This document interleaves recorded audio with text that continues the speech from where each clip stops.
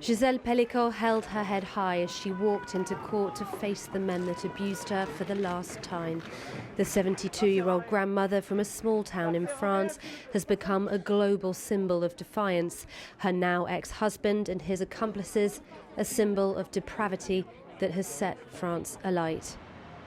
Earlier, we saw two of them loitering around the corner from the courthouse, having a last cigarette. Vous attendez à quoi comme résultat? On verra. On sait rien du tout. Même les avocats, ils savent pas. Et vous êtes prêts là, ce soir, à aller en prison éventuellement? Si on n'a pas le choix. They laugh and say it's not up to us. We later saw them meeting up with others before walking in. Are you sorry for what you did? Are you sorry?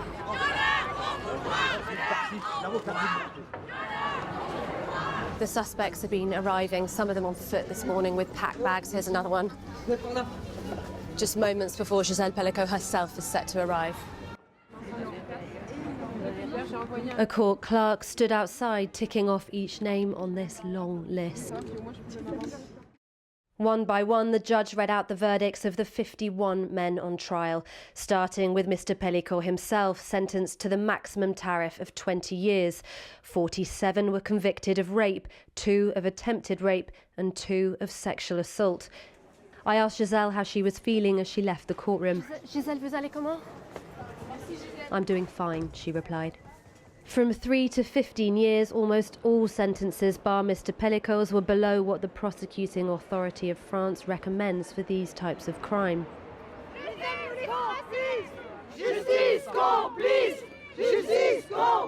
Outside, meanwhile, anger spilled over as 3 of the convicted were allowed to leave court. It's a shame. Rape a drugged woman and they just get to walk out freely.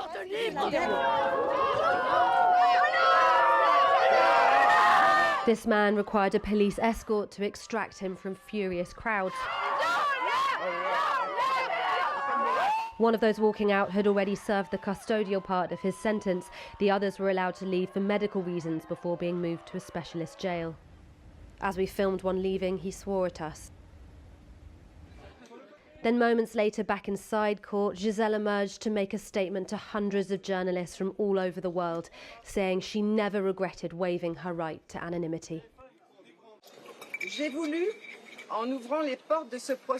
In throwing open the doors of this trial, I wanted society to engage in the debate that's happening inside court. I have never regretted this decision.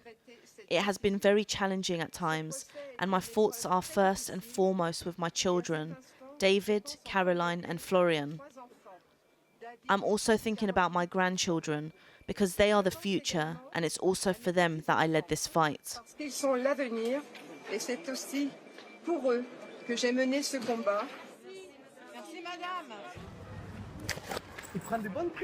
Were it not for a quick-acting supermarket security guard, these crimes may never have come to light. It was in 2020 that he spotted Dominique Pelicot taking photos up women's skirts or upskirting and called the police.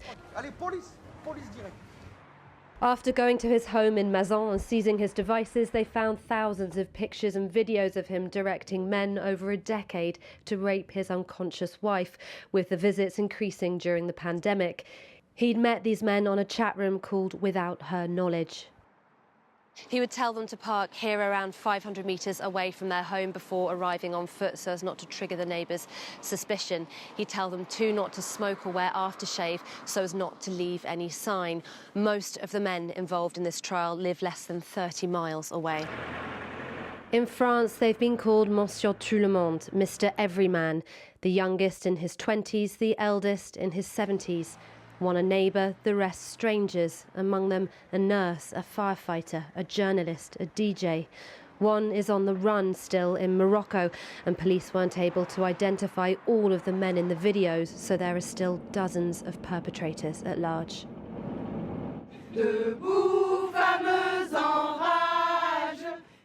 Outside the court they sang Women Together in Rage, but there was some hope too.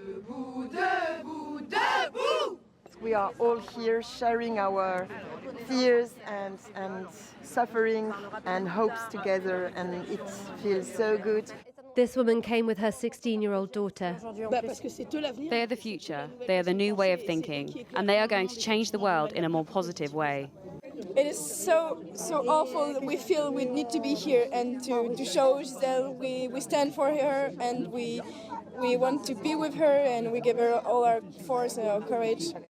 Dominique Pelicot was also found guilty of taking indecent images of his daughters-in-law as well as his own daughter Caroline while she was unconscious.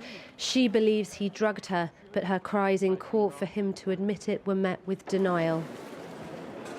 Whatever disappointment Gisèle's son David and his siblings reportedly have about the sentences handed down to their father's accomplices, he made sure to visit and thank protesters outside.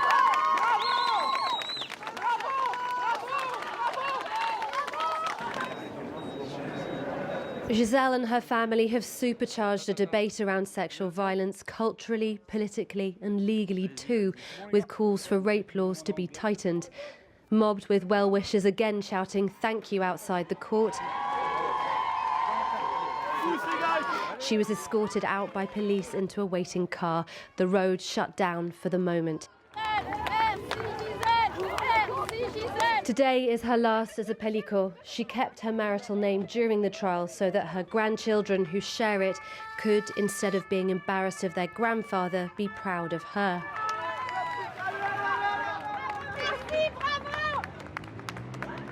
Her message from the beginning, it's not for us to have shame, it's for them. Amelia Jem reporting there. And if you have been affected by any of the issues in that report, you can seek help by going to channel4.com/support.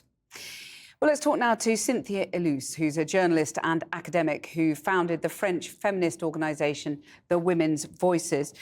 Cynthia, Gisele Pelicot has become this kind of feminist icon. She says she's an ordinary woman. Just reflect on the kind of courage she's had to draw on to do what she's done. Yes, absolutely. She was an ordinary woman who has been raped by many men, and she has the courage to be on the public eye during those last 4 months. And what happened here, she's becoming really a feminist icon worldwide, you mentioned it. And what does it mean? It means that now the shame is changing side, but also the narrative around phenomenon such as rape culture, such as the victim blaming phenomenon. A lot of things are changing. Even here today, it was obviously very hard to see the end and the sentences that are less important than expected by the prosecutors. Well, let me bring in Eleanor Carrois, who's a member of the French National Assembly in President Macron's Renaissance Party. Eleanor, Cynthia was just talking there about some of the light sentences for some of the other perpetrators. It seems, doesn't it, that radical change is needed not just in French society, but in the legal system specifically. Well, yes, indeed. This is a framework case that sheds light on a topic that is a society topic, and that is actually very universal. It's not only in France. And I think, as Cynthia just mentioned, the fact that Gisèle was so brave and had this dignity and decided she didn't have to, but she decided to make this a public case, actually is shedding light on the issues that we're facing and the need that we need globally to address when we're talking about these issues. Well, Cynthia, consent doesn't exist as a concept in French law, does it? Which I was really surprised to read about. Do you think that should now change? Because opinion is slightly divided, isn't it? Yes, the opinion is divided. So do the lawyers, because they quite risk to change the law. So it's an ongoing discussion, and I'm not so sure it will happen, but for sure this trial is bringing the topic, because you remember a few of those men tried to say they did not intend to rape, even they committed the act. So the lawyers ask for full acquittance. So we will see what happened in the following months about this topic. Eleanor, do you think that consent should be introduced in law? That's an interesting question, right? Because we do have certain conditions that are needed for rape to be qualified under our criminal code today. And consent is all over the place, although it's not specifically mentioned in the criminal code. But as Cynthia just said, it is a matter of consent. And the fact that it is not written and that you could have this defense of saying she was completely unconscious, but I wasn't aware I was raping her, as some of the men said, and that this was a very shocking moment of the trial, really raises the question whether it is needed for these trials to be properly conducted. It is also something that will be under discussion for sure in the next weeks and months. Well, let's talk about the broader societal change that perhaps might happen now. Cynthia, you talked about this central call that Gisèle made for shame to change sides, and yet many of the men convicted showed very little shame. There were very few apologies. What do you make of that, and how men need to talk about changing their attitudes? Yes, for the first time, what happened here with the Pelicot case is that all men in the society bring the topic in the forehand. So what happened is they're really thinking about what does it mean to be a man in the society. And also, you know, for the first time, we have a case where there's so much proof. More than 20,000 proof, videos, pictures, messages. There were no doubt about what happened in this room of Mazan. So for the first time, they're really part of the dialogue about fighting violence against women. And this is really something that need to be done, not only by feminists, but also by men. Eleanor, we saw so many men convicted from so many different professions. Does France have a bigger problem with toxic masculinity than other countries? Well, I don't know if it's something that is specific to France. And actually, the fact that this is a trial that has been followed throughout the world and that is so important, not only in France, but almost everywhere, shows that it is a global problem. And I think it is important to stress, as you just said, that this is not something that was committed by, just people from lower classes or from immigrants, as sometimes the media could show. This is something that could happen anywhere. And the other important point is that domestic violence and sexual violence within the intimacy is something that is seen all over the place and in all societies. And I think these two aspects, the fact that it was her own husband, and also the fact that so many different backgrounds, so many different men participated in this mass rape, is something that really cannot let us indifferent and will definitely change the way we see these issues. Eleanor Carrois and Cynthia Elous, thank you both very much for joining us. Well, earlier I spoke to political activist Annie Lennox, who was the singer with the Eurythmics, a band which sold tens of millions of records in the 1980s. She's the founder of the international feminist organisation, The Circle. I began by asking her, what does she think has changed for women and men after this trial? Well, in some ways, certain things have changed, and in some ways, things haven't changed. So you're sort of dealing with two steps forward, one step back kind of situation here. I think we've got an opportunity now to focus on the issue once again. And the issue is violence against women, sexual violence against women, which we know the statistic is that 1 in 3 women experience violence in their lifetime. Now, that's a lot. And that's a very hard thing to challenge, because many of these events happen under the cover. Many of them are in a sort of subcultural context where what is deemed unacceptable is suddenly deemed acceptable. How is it acceptable that a husband of a woman is able to drug her and bring total strangers into the home? The whole thing is so incredible, and yet it's just one story. And not one of those men who was invited into the sort of circle thought about reporting Dominique Pelicot. No, because the mindset is obviously far away from that. And I think that society really needs to hold a mirror up to itself. We need to find ways in which we can change these attitudes towards women and girls. Clearly, it is so, it's almost like a cancer in a funny sort of way. And I think actually we're in a crisis situation with violence against women. And it has gone on with so much stigma and so much shame. We need to really bring this out into the open. And I'm so proud of Gisèle because this is so extreme. And I think to take up the stance of being a spokesperson against violence against women is such a brave and courageous thing to do. You're in America there, and you're just about to have Donald Trump become president again. He's been found liable for sexual assault in a civil trial. What does that say about whether attitudes are changing when he's been put there by the American people? He's to run the country. Well, of course, we're all waiting with trepidation to find out, well, not all of us, because many people have voted Donald Trump in. So they obviously endorse his values. But I feel like I'm not sure what the future holds, really, in all instances.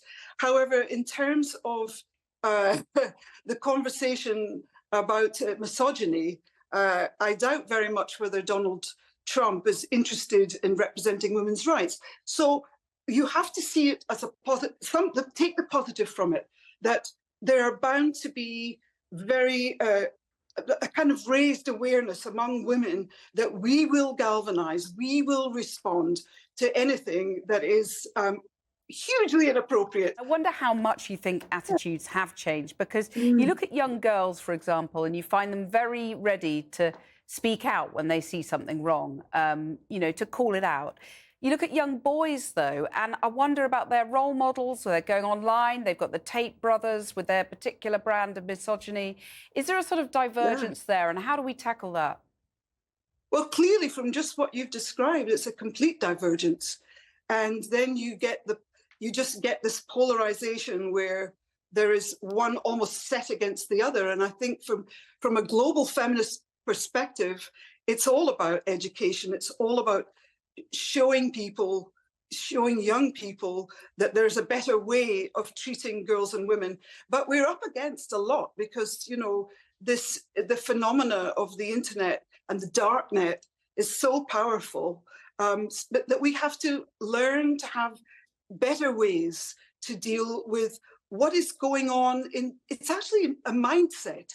That is where the change first needs to come. It starts with a conversation, you go into education, and then you want to see a transformative change, a mind change. But I am personally deeply committed to the welfare of girls and women everywhere around the globe. And that is, for me, why I describe myself as a global feminist. Your message to her, personally, if she was here now?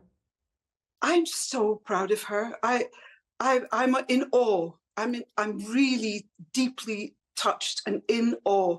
And I just look at her as an exceptional person. She's not an ordinary woman anymore. She's an exceptional person. And I'd like to say that I wish that all women that are suffering with this, and they know who they are, I feel so strongly for you. I feel that you're suffering. Women are suffering, and it seems that society is just ignoring. But I'm hoping that eventually, we can actually succeed in making transformative change, changing the minds and practices of young men and young women too. We need to protect ourselves. We need to know our rights. So I'm very excited that new generation of women are really seeing their rights. But the work needs to be done, in my case, from my perspective, the work needs to be done with young men, and urgently so. It's an urgent situation. Annie Lennox, thank you very much for joining us. Thank you. It's been a pleasure.